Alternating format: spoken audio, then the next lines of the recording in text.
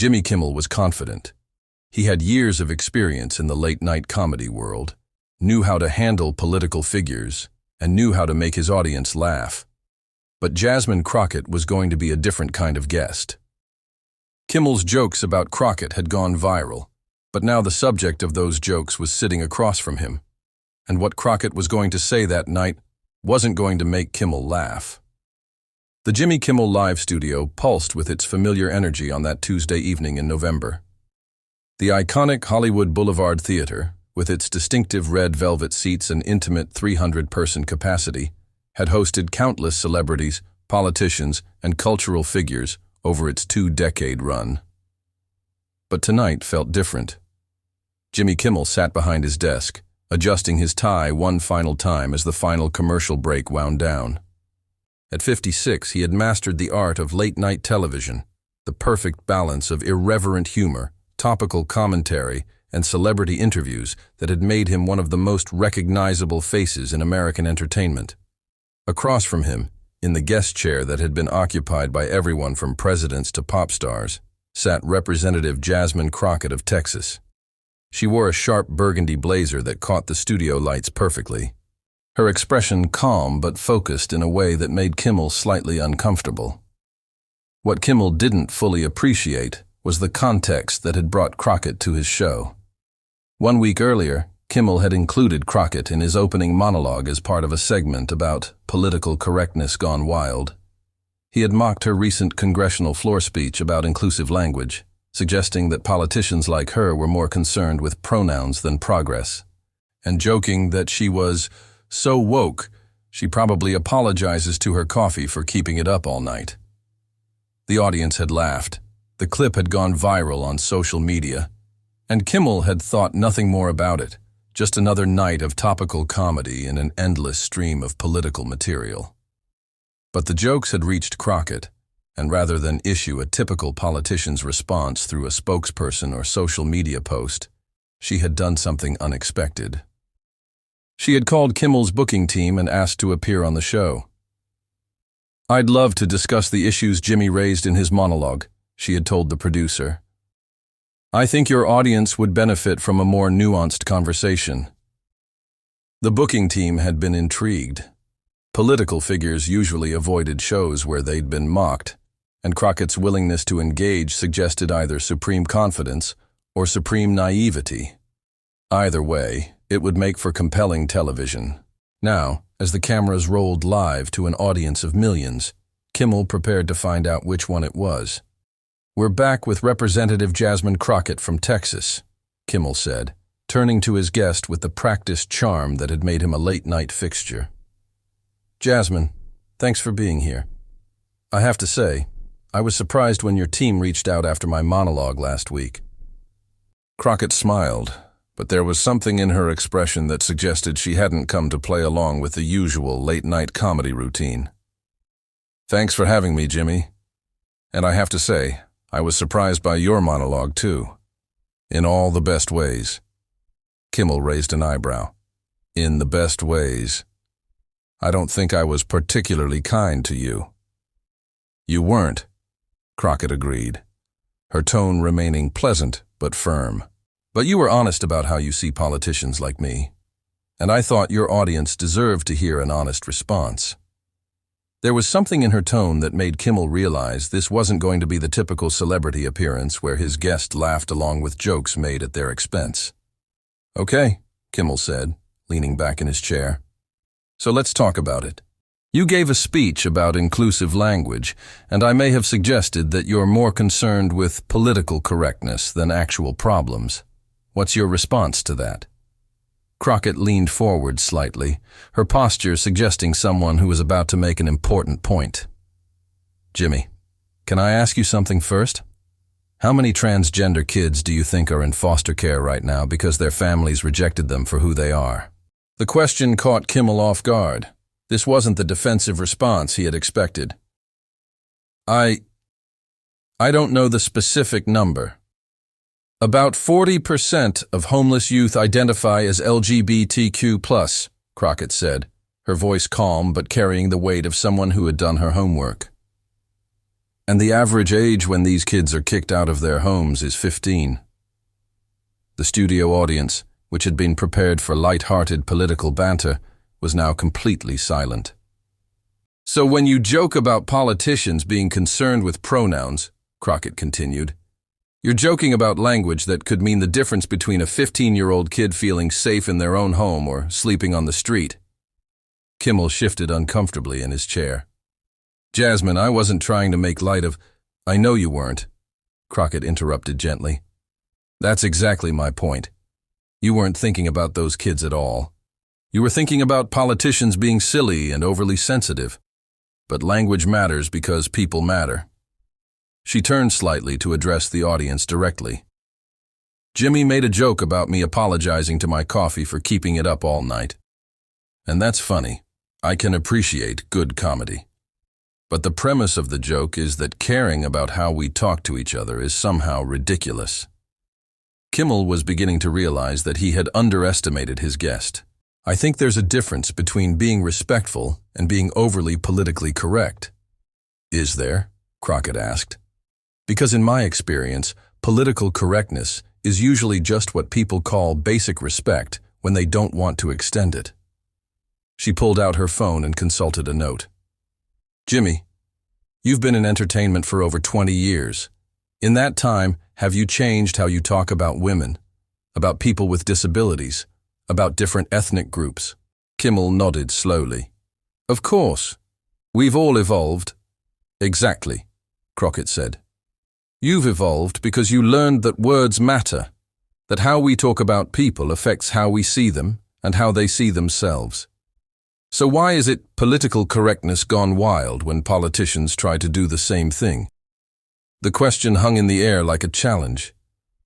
I guess I see a difference between natural evolution and mandated speech, Kimmel replied, clearly struggling to articulate his position. Mandated by whom? Crockett asked. Because I don't remember passing any laws requiring specific pronouns. I remember giving a speech suggesting that we try to be more inclusive in how we address each other. That's not mandating anything. That's just asking people to be kinder. She leaned back in her chair, her expression remaining pleasant, but her words carrying increasing weight. Jimmy, you have a platform that reaches millions of people every night. You use that platform to talk about issues you care about: gun violence, healthcare, climate change. Your audience respects your voice on those issues because you speak from the heart about things that matter to you. Kimmel nodded. That's true. So, when you use that same platform to mock politicians for caring about inclusive language, what message does that send to a transgender teenager watching your show? What does it tell them about their value in society? The studio was completely silent now. This had moved far beyond typical late-night banter into territory that few guests had ever taken the show. Kimmel looked genuinely uncomfortable. Jasmine, I never intended— Intent isn't the same as impact, Crockett said, her voice remaining calm but firm. And that's exactly what I was trying to say in the speech you mocked. We can have good intentions and still cause harm with our words. She turned to face Kimmel directly. You're a good person, Jimmy. I can tell that from watching your show. You care about people, you fight for causes you believe in, and you use your humor to make important points about society. Kimmel looked slightly relieved at the acknowledgement. But, Crockett continued, you also have blind spots. We all do. And when someone points out those blind spots, when they suggest that certain language might be harmful, the response shouldn't be to mock them for being politically correct. It should be to listen and consider whether they might have a point. Kimmel was quiet for a long moment, clearly processing what Crockett had said. So you're saying that my joke wasn't just about you? It was about an entire approach to how we talk about social issues? Exactly, Crockett replied. And that approach has real consequences for real people. When we dismiss concerns about inclusive language as political correctness, we're dismissing the experiences of people who have been marginalized by language their entire lives. She pulled out another note from her phone. Jimmy, do you know what the suicide rate is among transgender teenagers? Kimmel shook his head, clearly dreading the answer. 41% have attempted suicide.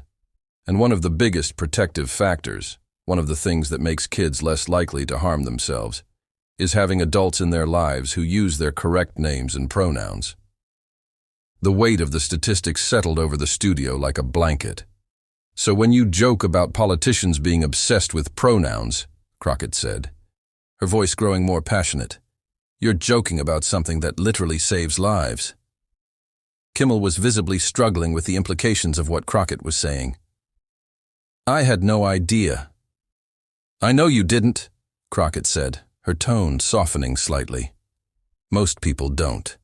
That's why I wanted to come on your show. Not to attack you, but to share information that might change how you think about these issues. She leaned forward. Jimmy, you have 3 children, right? Kimmel nodded. If one of your children came to you tomorrow and told you they were transgender, what would you want their teachers to call them?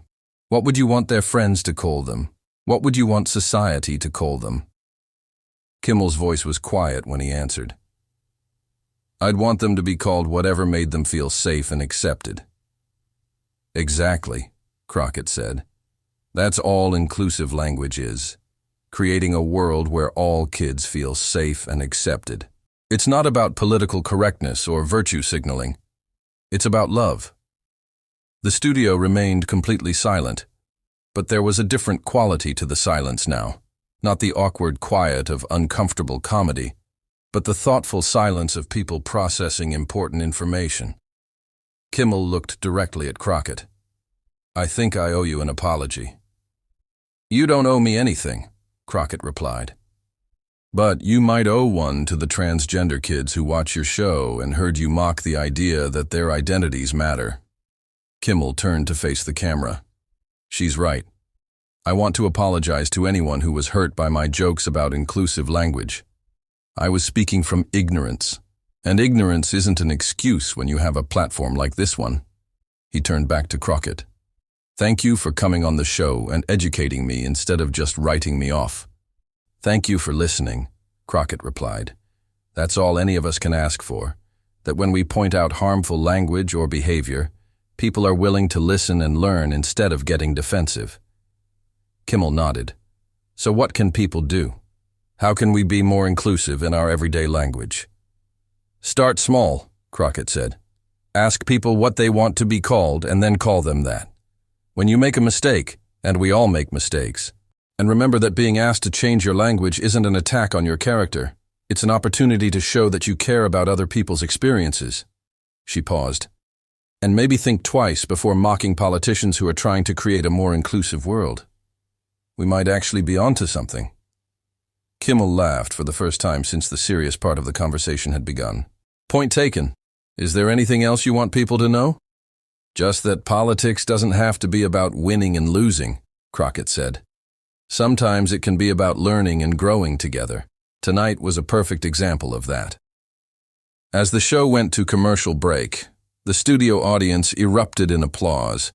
Not the usual polite clapping for a celebrity guest, but genuine appreciation for a conversation that had challenged their thinking. Kimmel stood up and shook Crockett's hand. That was incredible. Thank you for not letting me off the hook. Thank you for not kicking me off the show, Crockett replied with a smile. The segment became one of the most watched clips in Jimmy Kimmel Live history, shared millions of times across social media platforms. But more importantly, it sparked conversations in living rooms, classrooms, and workplaces across the country about the power of language and the importance of inclusive communication. A week later, Kimmel devoted another segment to transgender youth homelessness, raising over $2 million for organizations working to support LGBTQ+ kids in need. And 3 months later, when Crockett appeared on the show again to discuss her latest legislation, Kimmel introduced her as someone who taught me that being politically correct is actually just being correct about politics. The transformation was complete. What had started as a comedy segment mocking political correctness had become a masterclass in how public figures could use their platforms to educate rather than just entertain. But perhaps the most telling indicator of the segment's impact came in a letter Kimmel received from a 16-year-old transgender girl in Ohio. Dear Mr. Kimmel, I wanted to thank you for having Representative Crockett on your show. When she talked about kids like me, I felt seen in a way I never had before on television. And when you apologized, it meant everything to me. Thank you for showing that adults can change their minds when they learn new information. It gives me hope. That letter hung in Kimmel's office as a reminder that comedy, at its best, could do more than just make people laugh. It could make them think, feel, and ultimately become better versions of themselves. Because sometimes the most important conversations happen not when someone is trying to be funny, but when someone is brave enough to be real. If this story inspired you, if it reminded you that words matter and learning never stops, make sure to subscribe for more stories of people who prove that the most powerful tool in communication isn't humor or authority. It's honesty and the willingness to listen.